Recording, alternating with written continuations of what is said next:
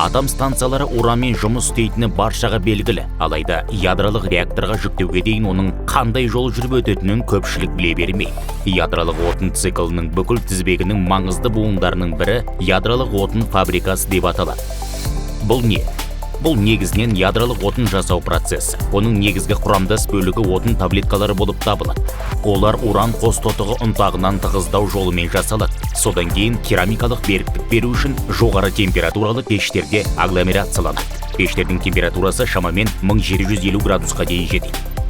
Дайын отын таблеткасы биіктігі 9-14 мм, диаметрі шамамен 8 мм болатын кішкентай қара цилиндр. Салмағы 7 грамм ғана болатын осындай бір таблетканың энергия шығыны 860 килограмм көмір, 780 текше метр табиғи газ немесе 780 килограмм мұнайды жағумен бірдей болады.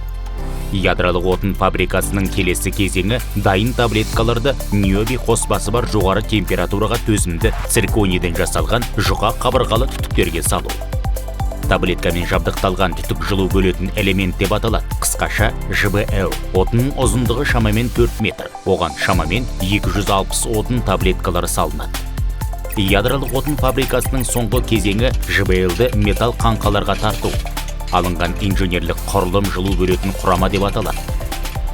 Француздық дизайндағы осындай құраманың бірінде мысалы 264 ЖБЛ бар. ЖБК бұл реактордың өзегіне жүктелетін ядролық отын толтырылған соңғы нысан. Реакторға шамамен 160 жылу бөлетін құрама орналастырылады.